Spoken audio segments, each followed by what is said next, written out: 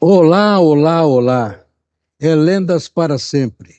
E sempre comigo, Jorge Moisés. E hoje trazendo uma personagem marcante da vida brasileira. Ajudou, junto com a equipe em que ele estava, a modificar todo um panorama dentro do esporte que até hoje luta e mantém viva esta memória desse esporte, treinando novas gerações. E como todos, sofre, supera, porque sempre tem em mente que o dia de amanhã será um novo dia e que estará aberto a novas vitórias. Roda a vinheta!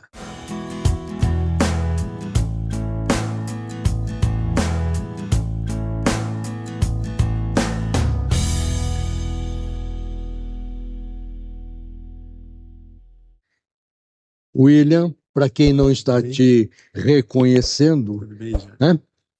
Capitão, super conhecido da seleção brasileira de vôlei. Alguns títulos para quem não sabe da sua carreira, porque o Lendas tem essa preocupação, que é manter viva na memória as pessoas que estão vivas, porque só se lembrar delas pelo obituário é terrível, né? Terrível. Você vai me corrigindo. Começou no Tietê. Isso. Zona Norte de São Paulo. Isso, sou de lá, isso. De lá, de Santana? De Santana. Santana. Eu fiz remo no Tietê. Eu tenho alguns anos mais do que você. Sim, sim. A gente chegava no Tietê tipo 5 da manhã para começar a aquecer e depois ia para a raia, né? Uma tristeza, não tem mais o clube, né? Não tem. A Marginal acabou com o clube. É o progresso, né? Aí veio para Santo André. É isso? Isso. Com 17 anos. Isso. Veio com a família? Não, a princípio, o primeiro ano, não. A princípio eu vinha e voltava. Depois, no outro ano, eu já trouxe a família toda. Isso nós estamos falando... 71, por aí. 71. O transporte não tinha metrô. Nada, era só... Nada, né? Telefone não tinha celular. O que é isso? Ou seja, distante da família. Sim. A 20 quilômetros. Isso. E também... por sorte, né, Santo André tem aquele trem, né, que faz a Estação da Luz, né, então eu pegava o trem na Estação da Luz, descia aqui na Estação de Santo André, depois eu vinha a pé, até o Aramaçã ou até o Bochof, lá onde que tinha os trens. E lá a mesma coisa, pegava o trem de volta e pegavam da Estação da Luz até Santana, ou o ônibus elétrico, que tinha um ônibus elétrico, sim, que eu morava na rua Doutor Zucchini, não sei se você conhece. Muito. Pertinho da igreja Salete. Sim. Que tinha ali várias linhas de ônibus, né? E na rua de trás passava o ônibus elétrico na época. Você chegou a comer o pernil no Justo? Sim, sim. Eu morava uma quadra para baixo, no Alfredo Guedes. Sim, sim. Daí também tinha aquela Chácara Souza, que sim. Nem sei se tem mais a Chácara Souza. E eu estudei no Cedon. Eu estudei no Cedon e no GES, lá embaixo, no CEPAV, que era no GES, que era lá na Cruzeiro do Sul. Então nós temos... No Cedon era muito difícil na época, você que jogava, tive que... Aí depois fui para um colégio particular, porque na época as escolas públicas eram bem melhores, né? Eram fortíssimas. Não tenha dúvida. Temos várias coisas já em comum. Já em comum. Mesmo bairro. Isso. Frequentamos o Tietê. Isso. A mesma escola estadual. Isso. Você chegou a fazer teatro, porque tinha um teatro muito bom lá no Cedon. Não, não cheguei a fazer teatro. Depois, mais para frente, eu conto uma história de teatro, mas aí aqui já fiz uma peça profissional de teatro. Vamos lá. E aí depois eu quero também que você me conte da sua experiência com Rita Lee. Isso. Na mesma época, é isso. Mesma época, né? Aí... Santo André em 71, rapidamente chega a seleção juvenil. Isso. Campeão sul-americano. Logo no primeiro ano a gente foi campeão sul-americano. E já naquele mesmo ano, né, eu já fui para a seleção adulta. Nós estamos falando de... 72. 72 para 73. Pós-Olimpíada de Munique. Juntou-se a seleção juvenil, acabou a Olimpíada de Munique, teve o campeonato juvenil, juntou-se uma mescla, né, dos mais experientes assim, com a molecada que vinha chegando da seleção juvenil, no qual eu fazia parte. 18 anos. 18 anos. Quando eu disse que era um multicampeão, vão prestando atenção nos títulos. Então, 18 anos já campeão sul-americano. Sim, sim. Ok? Ah, mas que bacana. Aí nós vamos à Cidade do México em 75. Sim. Estamos pulando algumas etapas, né? Porque Então vamos recapitular. porque em 72 teve, logo depois da Olimpíada, teve um outro campeonato sul-americano, que aí pelo adulto eu já fui campeão sul-americano. Tá. Depois, em 73, teve a Copa do Mundo, que foi na Isso mesmo. Tchecoslováquia. Seleção com 19 anos, em Isso. 73, a seleção adulta. Em 74, eu fui para o México, primeiro o Campeonato Mundial, em 74. Depois, Sim. que é o Pan-Americano do México, também em 75. E no Mundial ficamos em No Mundial a gente ficou em sétimo, se eu não me engano. sétimo. Ainda o voleibol ainda estava meio que gatinhando. Sim. E já no Pan-Americano, a gente foi vice-campeão Pan-Americano, em 75, no México. Nesse primeiro, depois a gente vai chegar lá. Sim, vai chegar lá. Porque a sua geração, que é considerada a geração de prata, mas que é ouro, aliás, é mais do que prata e que é ouro, porque vocês transformaram. Isso aconteceu, essa nomenclatura se deu porque a gente perdeu 2 campeonatos importantes que a gente chegou em decisão, que foi o Campeonato Mundial, que mais para frente nós vamos chegar lá, e a Olimpíada, que a gente foi medalha de prata. Então ficou conhecida como a geração de prata. Pois é, mas injustamente, porque tem que ser vista como a transformadora, Sim, sim. né? Aquela que abriu caminho para todo o voleibol masculino e feminino. É exatamente o que eu sempre digo quando eu vou fazer clínica, palestra, alguma coisa assim, que a minha geração, acho que a importância dela, eu sempre falo isso. A gente ganhou vários títulos, eu tenho vários títulos, medalhas e tal, mas para mim o mais importante que aconteceu com essa geração foi que ela massificou o voleibol, ela fez com que naquela época só existia futebol como esporte, que era, né, conhecido, os outros esportes considerados Eram esportes outros. amadores, e nós conseguimos transformar isso, né? Foi uma geração que ficou muito conhecida, foi uma geração que, com a ajuda de algumas pessoas da televisão, teve uma abertura incrível. Luciano do Vale, que a gente chama ele de Luciano do Vôlei, e que a gente... e que eu sempre falo que dessa massificação que a gente conseguiu, que todo mundo gostasse de jogar voleibol, aprendeu a jogar voleibol, dessa massificação, dessa quantidade, começou aí a aparecer a qualidade do voleibol brasileiro. A gente fez com que o povo gostasse de voleibol. A nossa seleção ficou muito marcada, porque talvez fosse uma geração carismática, eu não sei. Até hoje muita gente fala, lembra dos nomes, né? De qual os nomes. Eu até hoje ando pela rua, é uma coisa impressionante, eu fico bastante envaidecido o pessoal ainda me conhecer. Na época eu tinha cabelo preto, bigode, era outra pessoa. Mas o carinho é muito grande comigo, né? A gente pulou muita etapa aí. Nós vamos voltar. Eu acho que essa foi a grande marca dessa nossa geração. Eu fiz questão de dar uma adiantada para voltar. Sei. Porque normalmente as pessoas hoje não têm paciência. Sei. É uma geração e pessoas que vão escutar uma mensagem, aceleram a mensagem, nem escuta, nem presta atenção. Não se consegue ver um filme do início ao fim. A geração que nasceu com computador, nasceu com celular, nós tínhamos que escrever tudo, então a gente memorizava melhor, né? A gente tinha que ler muito mais, a gente lia muito mais. William, eu costumo dizer que nós somos irresponsáveis, porque é a nossa geração, com Steve Jobs, com está me faltando o segundo nome, do Facebook? Não. Não, eu já vou, Steve Jobs, que é da Apple, ele é contemporâneo seu. Sim. Que ele hoje estaria com 70 anos, 71 anos. Eu um pouquinho mais velho. Então a nossa geração foi quem criou o computador. Sim. Foi quem transformou o mundo. Então, vocês estão velhos. Não, nós acompanhamos toda a introdução dessas mudanças tecnológicas, porque foi na nossa geração que criamos, né? Mas tem que ter o aprendizado de ler de novo, de conviver olhando nas pessoas, né? Rememorando fatos, porque não se vive sem história.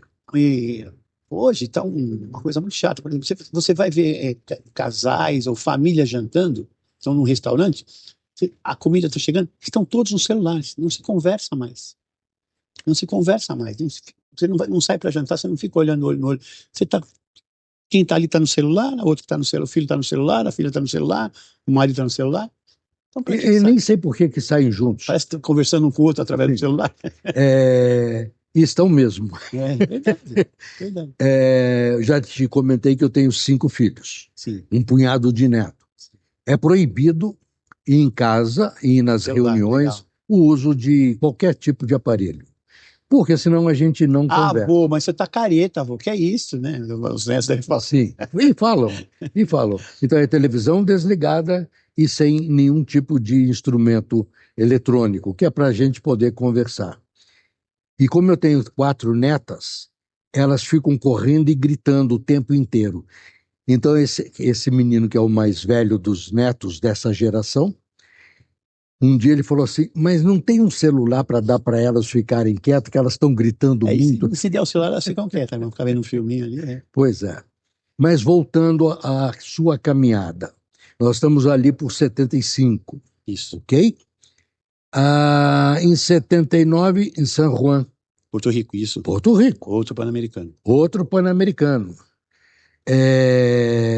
82, o Mundial, Aí que estourou, 81 que estourou, foi a primeira medalha, foi no Japão, que foi Copa do Mundo, em a 81. Copa do Mundo em Só 81, para bronze, né? só o telespectador acompanhar um pouquinho, cada ano você tem um tipo de competição internacional, né? Sim, Os anos pares são os anos de Olimpíadas. Então você tem, eu fui na Olimpíada de 76, da de 80, da de 84, da de 88 jogando. Depois, nos anos ímpares, você tem Copa do Mundo. Todos os anos você tem Sul-Americano.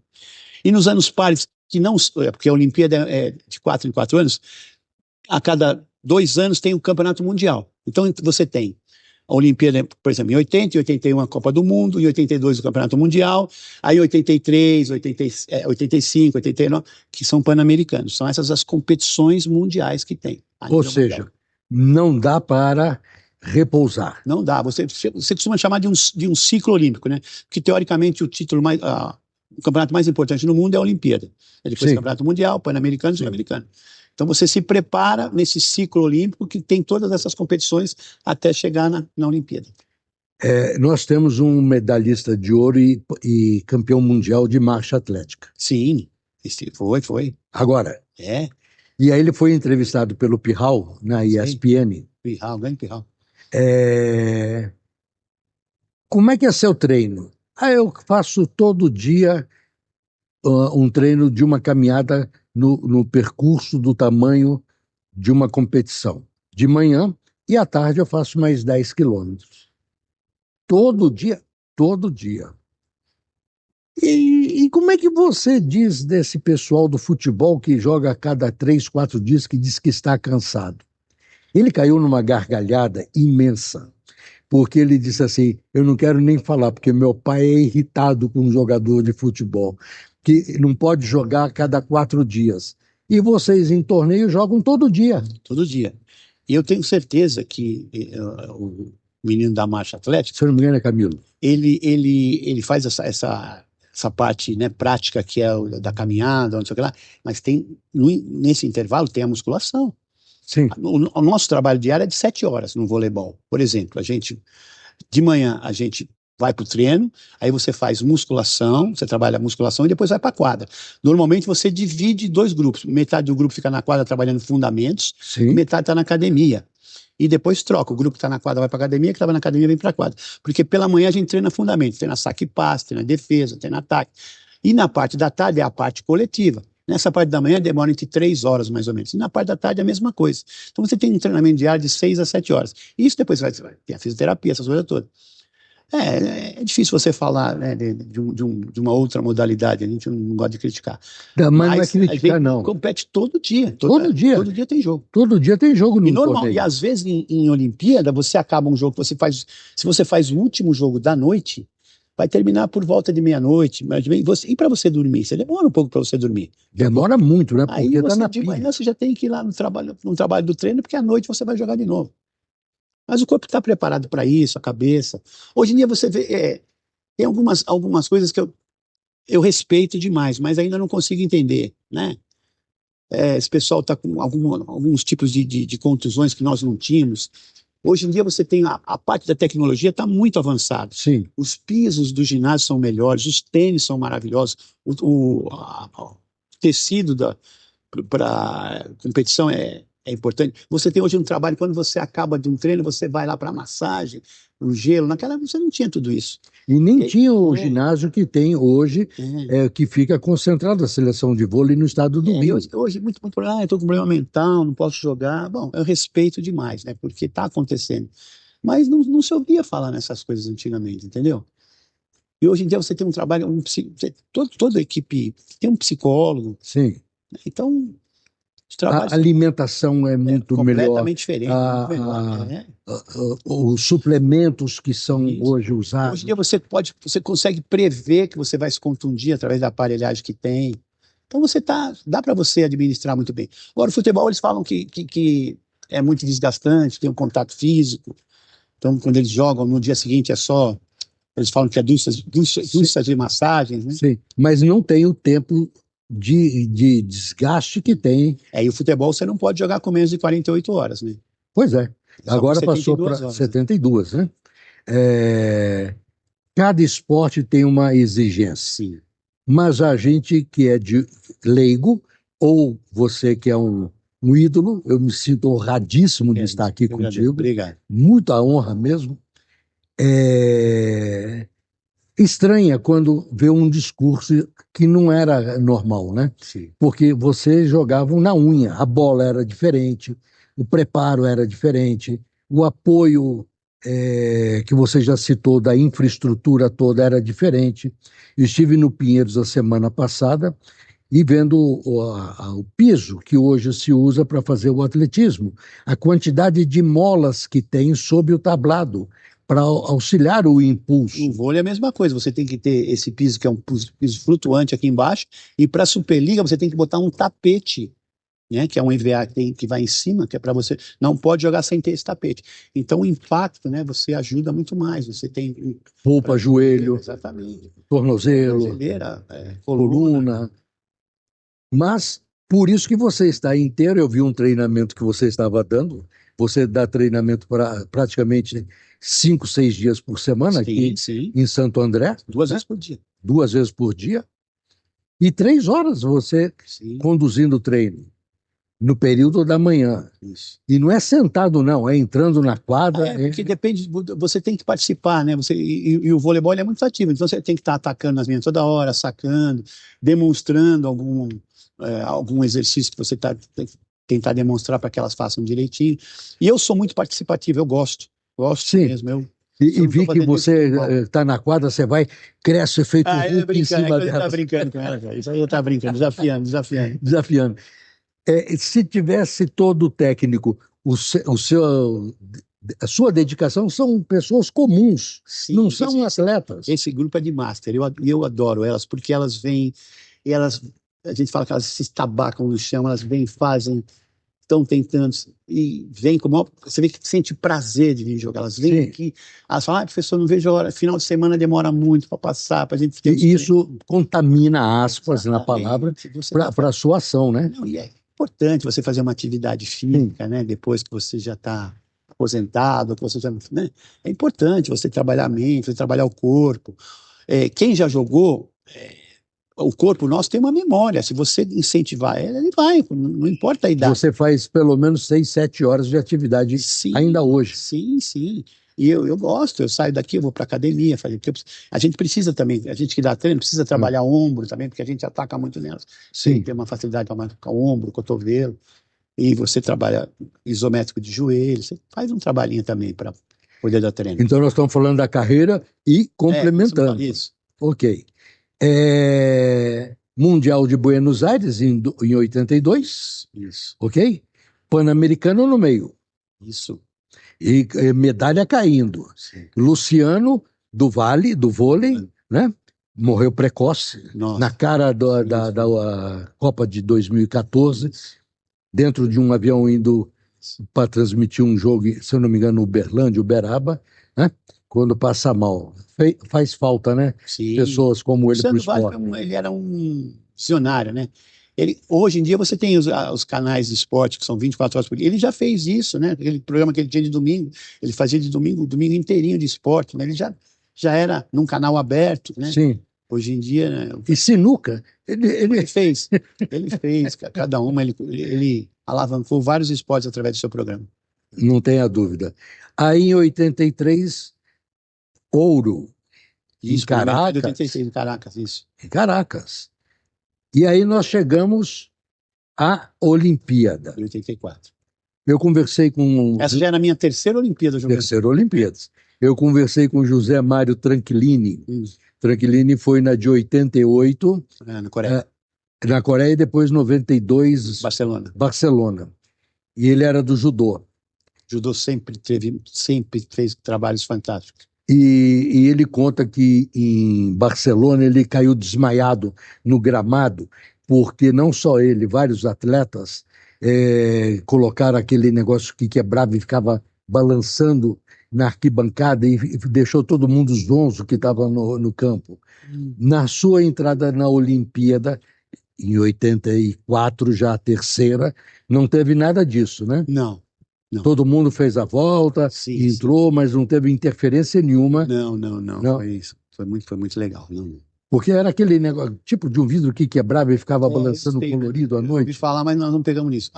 Quando você vai a um desfile, às vezes, por exemplo, 84 a gente desfilou. Porque normalmente o vôlei começa no dia seguinte. O Bebeto não deixava desfilar em algumas coisas. Mas em 84 a gente foi. Porque quando você vai para o desfile olímpico, é muito cansativo. Porque para você entrar, até a hora que você entra, porque só vê a hora que você entra dentro do estádio, ali é lindo. Mas lá fora, você demora muito tempo esperando, para você sair da vila, vários ônibus. Você imagina, são 12 mil atletas que vão desfilar, né? Então, para você, né, transportar 12 mil atletas da vila para... Então tem aquela... Não adianta, por mais organizado que você seja, vai demorar muito, é muito tempo em pé.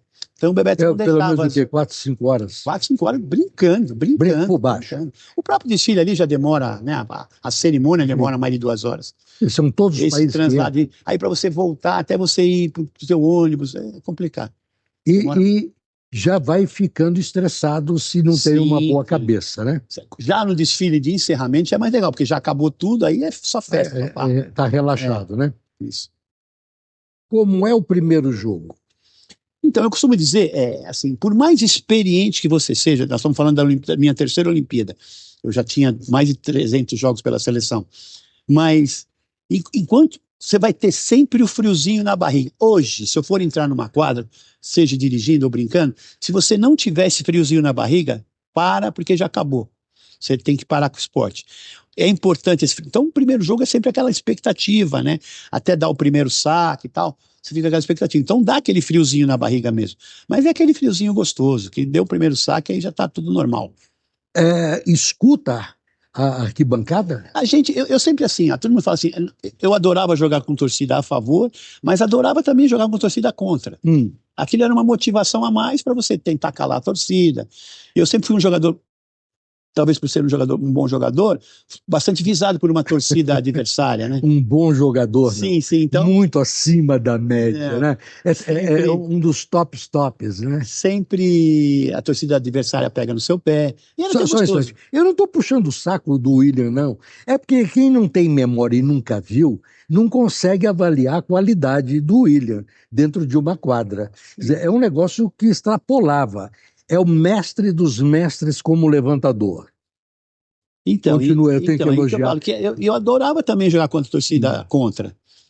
Porque é motivante também você. A torcida, eu acho que ela tem que torcer. Ela não ofendendo, não jogando coisa, eu acho super válido, é bem gostoso. E eu sempre lidei muito bem com isso. Mas chega a escutar? Escuta sim. Escuta? Se sai uma ofensa lá do alto da arquibancada. Você não pode revidar, né? Sim. Já aconteceu. Mas desestabiliza, dependendo do momento. Alguns jogadores desestabiliza, sim. Quem não está muito bem preparado, fisicamente, mentalmente, estabiliza. Eu estou puxando essa pergunta. É interessante. Porque nós tivemos um fato gravíssimo em termos de resultado de uma seleção brasileira de vôlei, que ganhava com 7, 8 pontos. O Brasil já tinha, acho que, se não me engano, 24 pontos. 24-19? O 24-19 do Zé Roberto, da seleção feminina, não? Que a gente perdeu para a Rússia. O que acontece? Então, eu acho que não foi nada de interferência de torcida, não. Eu acho que foi uma coisa mais que mental mesmo, que as meninas Até depois elas ficaram, até depois que isso foi em 2004. 2008 a gente ganhou a Olimpíada.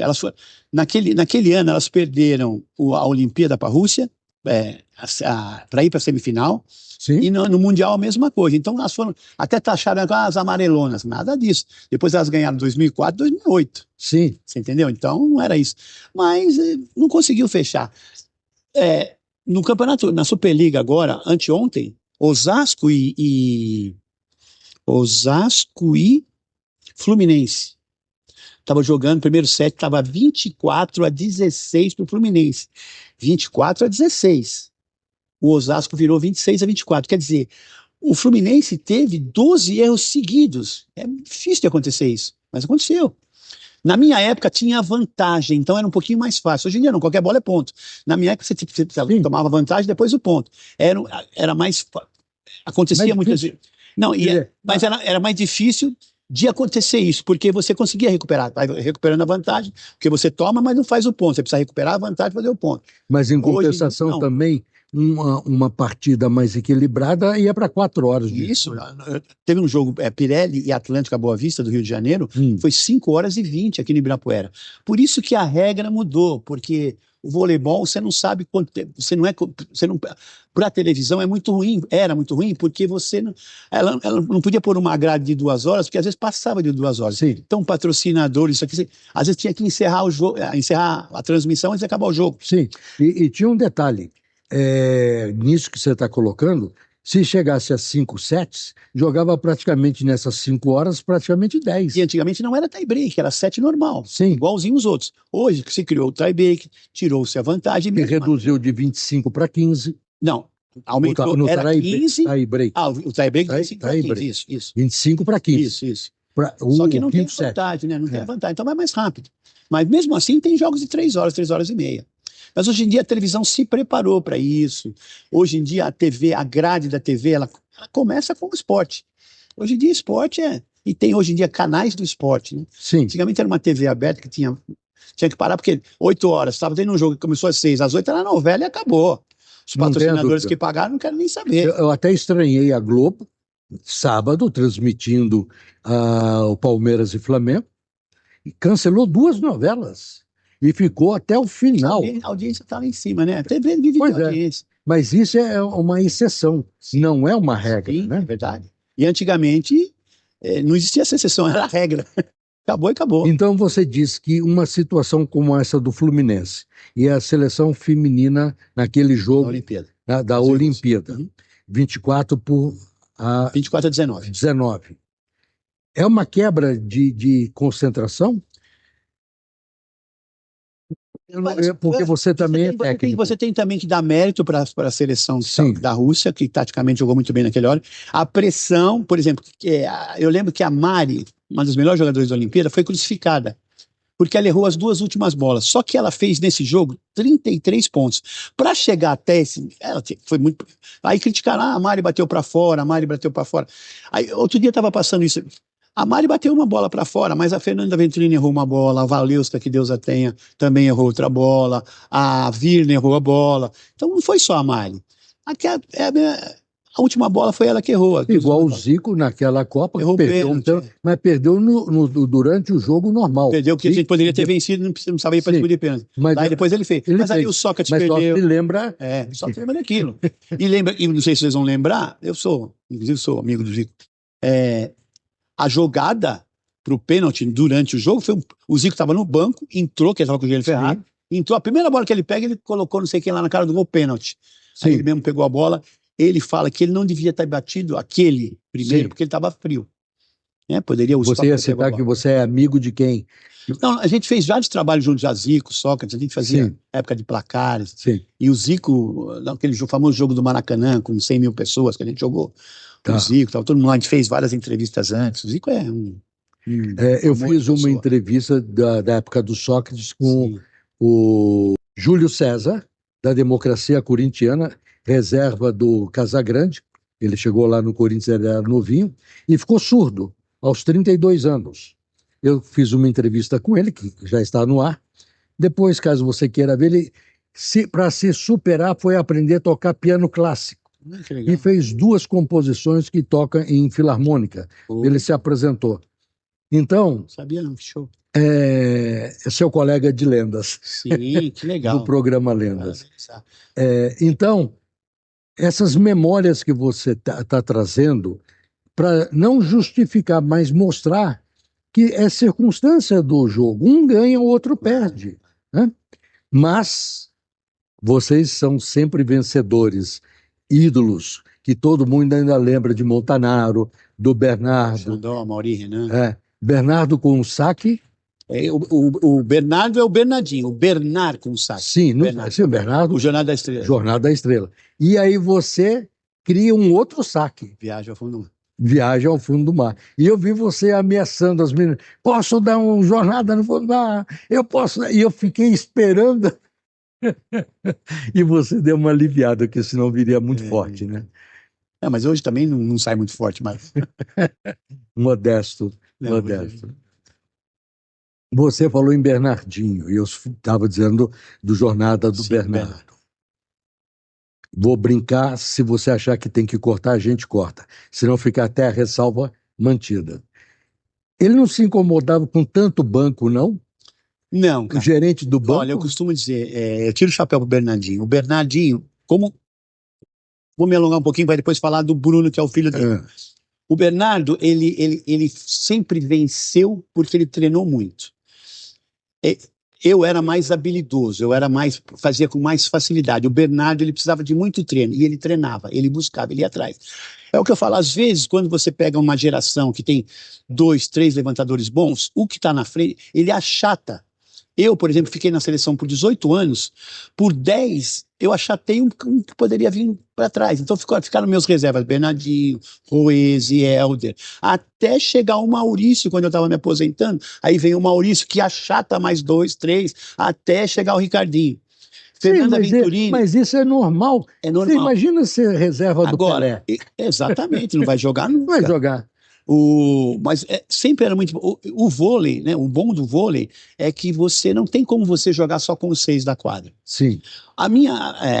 Eu me dava muito bem, porque normalmente o vôlei, quando os levantadores são os mais baixos, eu também era mais baixo, mas eu bloqueava bem, então eu não precisava sair. Às vezes, quando você está na rede, o técnico coloca um cara mais alto e aí bota o levantador reserva, que a gente chama de inversão. Mas como eu bloqueava bem, eu comecei jogando muita impulsão. Tinha muita impulsão, joguei na Itália atacando, então eu tinha também esse trabalho. Mas ele estava falando do Bernardinho, ele sempre foi muito estudioso. Então ele vencia, às vezes, não só com a qualidade técnica dele, mas um bom raciocínio, uma boa distribuição de bola, ele sempre foi muito bom nisso. Então ele foi um cara muito importante para a seleção brasileira mesmo. Todos são. Mesmo sendo meu reserva. E ele não se incomodava, não. Não se incomodava? Não. E tinha que bater palma. Não, claro, porque cada ponto todo mundo vibra. Mas depois, o que aconteceu? Se tornou um dos grandes técnicos do mundo. Né? Não tem a menor dúvida. Zé Roberto foi meu reserva também. Zé Roberto Guimarães. E hoje é esse o nosso maior medalhista que nós temos. Que era um excelente levantador. Para quem não acompanha vôlei, vamos fazer o favor de assistir Zé Roberto e Bernardinho, que ainda hoje são técnicos de times, um na seleção brasileira masculina e outro na feminina, mas em times, os dois com equipe feminina. Os dois são campeões olímpicos, campeões mundiais, sensacional. Você também, eu vou voltar à carreira, mas dando um pulo técnico. Sim, de vários times. Sim, eu sou técnico há 33 anos. Esse foi o último ano que eu fui, no passado que eu fui, em São Caetano, que eu não quis mais ficar com a Superliga Voleibol Profissional. Mas desde que eu parei em 93, eu parei, depois eu voltei em 95 para ajudar aqui a Santo André, eu sempre fui técnico, sempre mais de feminino, fui de masculino no começo, depois só feminino. Nós vamos passeando. Eu tinha aqui anotado que na década de 70 você sai do Pirelli, em Santo André, e vai para a Itália. Para a Itália em 78. 78. E aí retorna. Para Pirelli. Retorna para Pirelli. De novo para Pirelli. Porque o Nussmann proibiu a gente de jogar na Itália. Ele queria fazer uma seleção permanente e proibiu. Criou uma lei ali que a gente não pôde mais viajar para a Itália. Não podia jogar mais fora. Tinha que pagar muito para poder sair. Não valia tanto a pena. Coisa absurda, né? Absurdo. Porque ia jogar fora como hoje. Eu até entendi, mas é o que eu falo.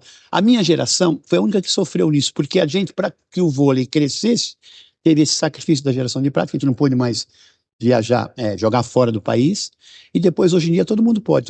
Sim, sai, convoca, vem. Né? Porque o período de torneios parou. É diferente. Para, né? Mas mesmo assim, depois de 84, você continua tendo uma carreira brilhante, não é isso? Como técnico e ainda mais outra Olimpíada. Isso, quer dizer, mais outra Olimpíada, até virar a chave para técnico, né? Na última Olimpíada de 88, como é que foi a participação? Ficamos em quarto. Em quarto. Perdemos a decisão do bronze para a Argentina. Mas foi uma campanha... Aí a galera vai lembrar, se procurar lá, teve muita polêmica, a gente tinha saído da seleção, eu, Renan, Montanaro, Xandó, Amauri, depois exatamente porque a gente não podia mais jogar fora do país, deu-se uma briga, aí a gente não quis mais defender a seleção, aí depois voltamos para a seleção. Então foi um ciclo olímpico um pouquinho conturbado. É mesmo porque, William, diferente de um esporte de referência que é o futebol, a remuneração é completamente diferente, e proibir, quando você está no auge de uma carreira, poder participar e ter um contrato melhor fora, como era na Itália, que muitos atletas iam para a Itália, né? É um absurdo, né? Mesmo porque não remunerava de maneira semelhante. Não, era bem diferente. Lá, você vai uma vez, naquela época, a gente era muito bem remunerado no Brasil, não vou reclamar não pelos nossos clubes, mas é absurdamente, como é hoje o futebol, é absurdamente diferente, muito mais vantajoso você jogar fora do país. Hoje ganha em euro, na época ganhava em dólar. Sim. Muito diferente, muito. Você faz, com 2 temporadas, você faz a sua independência financeira. Jogando fora. Mesmo naquela ocasião. Mas hoje ainda existe um disparate entre os níveis de jogadores dentro do mesmo time. Sim. É a qualidade, né, que vai determinar. Tem um carregador de piano, e não que você não fosse e os outros também não fossem. Mas cada um tem a sua função dentro da quadra. Sim. Às vezes você dá mais mérito, aí você fala assim, o Xandó fez 30 pontos. Para ele fazer 30 pontos, é aquele que passou na mão para o cara levantar. Então, o voleibol, talvez, dos esportes coletivos, ele seja o mais coletivo que tem. Porque você depende, não dá para você, a não ser que você vá lá e você consiga dar 25 sacos e fazer 25 pontos, impossível. Você precisa muito da parte da equipe, do trabalho como equipe. A sua filha jogou sob a sua tutela lá em Araçatuba. Sim, jogou em Araçatuba, jogou em Brasília. O nome do time de Araçatuba eu acho muito... Vôlei Futuro. Vôlei Futuro. Eu acho esse nome muito estranho. Era um projeto que eles tinham, né? Que nasceu de categorias de base, foi tomando corpo e chegou até a Superliga. Você ficou 3, 4 anos lá. 3 temporadas. 3 temporadas, né? Como é que foi lá em Araçatuba? Teve uma crítica que você até comparou a posição do Bruninho com a Stephanie, né? Sendo pressionada porque os pais técnicos... Isso eu acho uma injustiça. Aconteceu com o Bruninho, por exemplo. O Bruninho, vou começar pelo Bruninho, mas eu não vou fugir da minha filha. Quando um pai, né, se sobressai, aí vem um filho, tem sempre uma cobrança que eu acho muito injusta. Né? É muito injusto. O Bruninho não foi tanto pelo pai, é que o pai era o técnico. Só que o pai havia brigado com um probleminha com o Ricardinho. Então, o Ricardinho, que era um ídolo, sai da seleção. Quem assume era o Bruninho. Então, falavam que não era o Bruninho. Era o Bruninho que tinha que ser, porque ele estava sendo o melhor da posição, tinha sido campeão da Superliga pelo time dele lá de Florianópolis.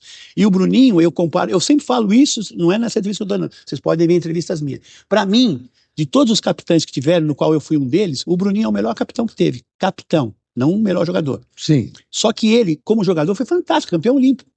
Ele, como pai, precisa de treino. Ele também ele não nasceu com esse talento todo. Sim. Aliás, aí você fala, ele tinha que ter tido o talento da mãe, não do pai, que a Vera Mossa era fantástica, foi minha jogadora também. Mas ele começa, ele voa, sucesso. Todos os títulos que há no mundo, ele conquistou. Ele é o maior vencedor de títulos, né? Ele, depois, acho que é o Nauberto também tem várias perto. Então, o Bruninho, onde que ele passou, ele é campeão. Então, às vezes criticam errado. O cara é muito bom. E como capitão, quando ele está fora da quadra, o que ele dá de força para quem está jogando, o que ele agrega, as entrevistas dele são fantásticas. Eu sempre ó, Mas ele teve em quem se espelhar, né?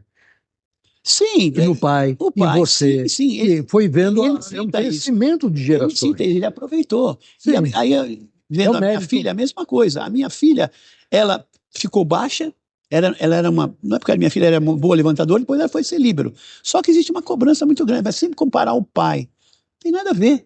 E a sua esposa também? Jogou também. Jogava muito também. E ela sofria muito quando via as críticas que algumas vezes vinha pela filha, que é super talentosa, mas... E eu acho uma covardia o que fazem com o líbero. É muita pancada em cima dele. Você não vê os treinos. Os treinos é pior, só leva pancada no treino. Sofre demais. A hora que eu vejo, eu digo, não pode, essa coitada essa posição, quando eu jogava, não tinha, né? Sim. E que hoje é uma posição que veio para facilitar um pouquinho o trabalho do levantador, né? Porque é um especialista em passe, em defesa, que ajuda muito. Eu imagino, tanto na masculina como no feminino, o Escadinha, né? Outro cara. Lá, e a...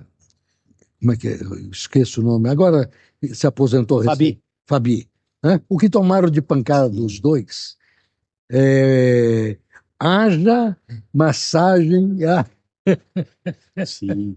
Não sei como é que não atrofia. Você vê, naqueles treinos diários que eu falo tecnicamente, os treinos da manhã, o que eles dão de peixinho, ir pro chão, enrolamento, buscando bola. E os treinamentos, você pega um caixote, que é aquele caixote que você tá vendo que eu tava ali, ó. Você põe ele aqui na quadra, você sobe nele e fica dando pancada nos líberos, no trabalho de defesa, no trabalho de bloqueio. Então, hoje em dia tem especialistas só para atacar nas pessoas. Então, e normalmente, lembra que eu falei lá atrás que os treinamentos da manhã são divididos? Então você divide, às vezes, levantadores e líberos, né, e defensores, que vai para academia, e aí os ponteiros e os centrais ficam na quadra.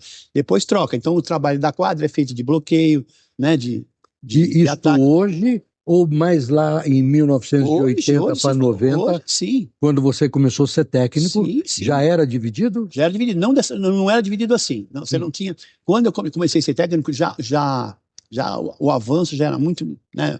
O avanço de treinamento, as escolas que a gente via mundial. Antigamente, você lá na década de 70, você copiava muitas outras escolas. Então você falava assim, qual é a escola boa de defesa? Era a asiática, Japão, China, Coreia. Na parte de bloqueio, era o leste europeu, que naquela época era, né, a Rússia e a União Soviética, não estava dividido as coisas aí. Então você, imitava-se a Rússia. Depois quando nós criamos, hoje a escola que é mais copiada é a nossa, porque o brasileiro, em qualquer esporte, ele tem muito talento.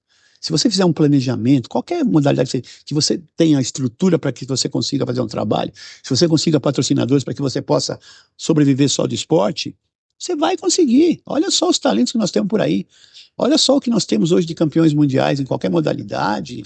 Impressionante o talento que nós temos. Precisa ter planejamento. Antigamente não tinha planejamento. Você se reunia 20, 30 dias para ir para um campeonato mundial. Hoje você tem que trabalhar. O Zé Roberto, o Bernardo, ele convoca. A seleção tem vários períodos, né? Você fica muito tempo. O nosso país, antigamente, nós estamos o Brasil é muito longe. Na Europa, você está na Itália, você joga na França, joga ali, você pega um ônibus, você pega um carro, você vai jogar. O Brasil é longe para tudo. Para tudo. Então você tinha que ir antigamente, a gente fazia uma viagem para a Ásia, a gente ficava 60, 70 dias fora de casa. Naquela época você não tinha rede social. Hoje em dia você vai viajar, você quer falar com o seu filho, você fala aqui.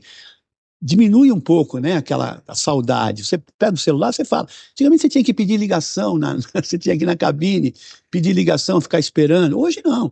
Hoje você controla um pouquinho mais. Estou com saudade, toco aqui mensagem de vídeo, vejo a filha, falo com a filha. Você mata um pouquinho daquela saudade. Dá para você acompanhar o que está acontecendo aqui. Naquela época não dava. Ter um telefone em casa era uma coisa de outro mundo. Hoje você não tem mais telefone fixo. Não sei se você tem telefone fixo. Não tem. Mas tem, né? Ninguém mais usa isso. Né? Mas era uma raridade você ter uma casa. O vizinho que tinha... Ia chamar você... Então tinha que se dar um bolo pro vizinho para manter sempre o vizinho amigo, né? quanto que mudou, não só em preparação física, que você já citou, de alimentação, de piso, mas na qualidade do jogo e de jogadores? Primeiro que... Você jogaria hoje na mesma intensidade? Sim, sim. Eu acho que até com um pouquinho mais de tranquilidade, porque hoje em dia os treinamentos, é o que eu falei para você, hoje os treinamentos são mais, a parte física é muito mais controlada, muito mais objetiva. Antigamente você ficava, lá está se fazendo isso. Não, hoje em dia você tem que trabalhar cada... Fundamento. Cada parte do seu corpo. De repente o que eu estou precisando não é a mesma coisa que você está precisando. Todo mundo trabalha a perna, todo mundo trabalha a barra, mas de repente eu preciso trabalhar um pouquinho diferente de você. Então você dirige o treinamento para cada individualiza melhor. Entendi. Você faz um trabalho muito... Hoje em dia você tem pré-temporadas que você não tinha antigamente. Você chega para o treinamento, faz os exames médicos, vão te dar tudo que você está precisando. Então você tem no vôlei a gente faz a temporada na areia, trabalho na areia, sem Sim. saltar, fica 20 dias sem saltar, você entra só com parte física e parte técnica de chão, ou seja, trabalho de passe, trabalho de levantamento, trabalho só de saque, sem saltar, até você preparar a tua musculatura para você poder começar saltando. Antigamente não, você chegava... Já começava. Já começava. Eu te fiz essa pergunta porque eu acho injusto para alguns atletas de qualquer esporte não teria condições de competir no nível que ele tinha hoje. Sim. Acho isso uma besteira. Sim, claro que Dizer que Pelé não seria Pelé hoje, Sim. Maradona não seria Maradona hoje. Lógico que todo mundo fala, o Pelé, a galera pegava a bola lá, dava tempo de pensar, hoje em dia não dá. Você se adapta, eu treino de 2 toques no futebol, de primeira. Sim. O Pelé, o Gerson, o Rivelino, eles tinham a qualidade técnica, que eu falo, que é diferenciada. Então, eles se adaptariam muito fácil. Tá? Então eu estou chegando à conclusão que é uma besteira esse discurso. Eu acho. E quem é craque como você, acima da média, como você, hoje seria muito maior ainda. Teria uma longevidade maior. Não só longevidade, mas também um volume de jogo maior. Não é? Porque, com tudo reunido, se você já tinha, entre aspas, dom... Agora eu vou puxar a sardinha para a minha geração. Porque hoje em dia você tem um líbero que te ajuda. Na minha época não tinha líbero para poder. Então eu tinha que correr mais porque o passe não chegava tão na mão. Os atacantes são muito mais altos. O que aconteceu? Cresceu-se muito na estatura no mundo, no Brasil. Antigamente o grandão ele ia para o basquete. Hoje ele vai primeiro para o vôlei para depois ir para o basquete. O vôlei se tornou o segundo esporte do país disparado. Então hoje em dia, para você levantar para um cara que é mais alto, é um pouquinho mais fácil. A precisão pode ser um pouquinho pior que o cara vai pegar, ele é grande. Na minha época, os caras tudo... Renan, Montanaro, Bernard, não tinham... 1,87 m, 1,90 m. Hoje os caras estão com 2,8, 2,7, 2,5. Isso que eu ia perguntar, 10 a 15 centímetros a mais. É uma coisa absurda. Então, né, cresceu-se muito, a parte física evoluiu muito, né? E hoje você pode pegar uma bola com o pé, você pode sacar de qualquer lugar da quadra, o saque pode queimar, pode bater na rede e queimar, antigamente não podia, entendeu? Você tem o líbero para ajudar a passar, várias coisas. Hoje em dia você pode, tá até feio o voleibol, você pode carregar um pouquinho mais o primeiro toque, antigamente você não podia, tinha que ser perfeito. Eu vi você falando para as moças, né, ali do lado... Não, agora você pode dar 2 toques até? Você pode conduzir a bola. Hoje em dia não é marcado mais condução. Não é mais marcado. 2 toques, até se pegar aqui, tá valendo. Hoje em dia, se você errar uma bola, for 2 toques muito feio, e a bola não passar pro lado de lá, tá valendo. Tá valendo. Tá feio, isso é feio. Porque você não prioriza mais a qualidade técnica. Então o voleibol ele fica feio.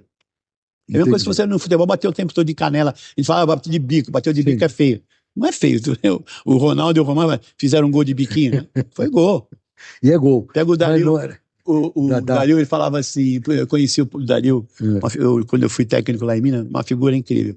Ele falava assim, não é feio, não existe gol feio, feio é não fazer o gol, ele falava. Sim. Ele tinha um caderno de tiradas, o Dario era sensacional. Era, não é? Falamos do início da carreira, falamos do miolo dela, que fez essa geração e o vôlei ser o que é hoje, né? Porque todo esporte ele é transformado por uma geração, todo, né? E você me deu a honra de ver a transformação e torcer muito sentado em casa e gritar muito. Obrigado. Tá? Se temos hoje o vôlei que tem, veio nessa caminhada, Isso Em todo esporte, você me deu esse privilégio de estar aqui, vendo ao vivo e em cores, Obrigado. e com essa boa vontade. Falamos da sua parte de técnico. Por que encerrar como técnico o ano passado no São Caetano? Eu acho Você tem fôlego ainda. Sim, mas eu já tinha esse projeto, né, de vôlei master, e porque você como técnico, você continua viajando muito, e o técnico é diferente do jogador. O jogador no final de semana, que não tem o jogo, ele descansa, o técnico não, ele tem que estar planejando a semana, tem que ver se perdeu ou se ganhou, o que fez de errado para fazer, tem que administrar um monte de coisa que já, sabe. Saturou. Não é saturou. Vou mudar, vou virar para outro tipo de atividade, mas mantendo o vôlei. Só não vou mais para a própria Superliga. Mas eu estou completamente envolvido, eu sou comentarista da Superliga, né? Sou comentarista pelo Vôlei Canal Brasil, eu comento, então estou super ligado. Não adianta, tá no sangue. Tá no sangue. Eu não consigo ficar em casa sem fazer alguma coisa. A sua foto na WhatsApp é com a família. Sim. E você tem um cachorro. O Olavo. É seu companheiro? Da família. Da família. Mas ele é o que vou passear o tempo todo com ele, vou correr com ele na rua. Ele é meu companheirão. Então, Olavo. Então, Olavo tem até Instagram. Tem Instagram? É sensacional. Eu vou ver se arranjo um livro viajando pela Europa, de um bom amigo que eu fiz, diretor e presidente e fundador do Museu de Xilogravura de Campos do Jordão. É uma pessoa fantástica, que também viajou com o cachorro dele pela Europa, porque ele não teve como deixar. Sim. Então, o Chiquinho, que ele enterrou, inclusive, no museu. Vou te trazer um livro. Vou pedir para a nossa querida Kátia trazer, tá ok? Ou senão eu mesmo trago, porque você vai ver, conforme você homenageia o Olavo, também o professor homenageia o Chiquinho. Nós temos um tempo de programa. Falamos da vida, falamos da sua filha Stephanie, não é da filha, é Stephanie, também jogadora. Sim. Aposentou, parou? Hoje ela é profissional de beach tênis. Ela é professora de beach tênis. Beach tênis. E está no beach tênis. Disputando torneios aí hoje. Beach tênis está em Olimpíada, não? Ainda não. Não. Tênis não. Entrou agora, que também é com raquete, né? Aquela bola pequenininha que se dá pancada na parede. Não é o pickleball esse que tá falando agora, não. Eu sei qual que é Ai, meu Deus, eu sei que é com a bola pretinha. A bola pretinha. É uma vergonha querer falar de um esporte olímpico, a bola pretinha que bate na parede, uma vergonha. Nossa, mas eu até joguei. Como é que chama isso? É que agora tantos pode raquete. Entrou agora também. Sim. Em breve o beach tênis também deve entrar. Deve. Né?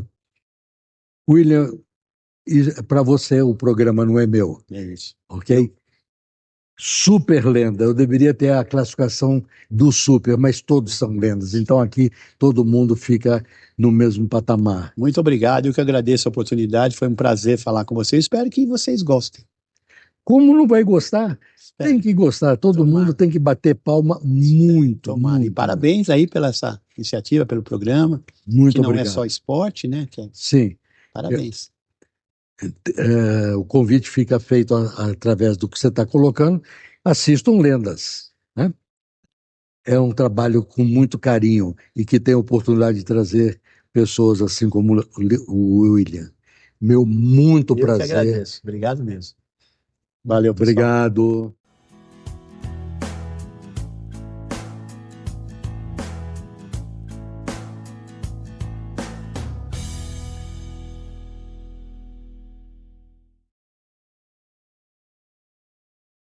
Um Estranho Casal, onde fez muito sucesso no cinema, com Jack Lemmon, Walter Matthau. Sim. E eram 4 amigos que sempre se reuniam todo final de semana para jogar baralho.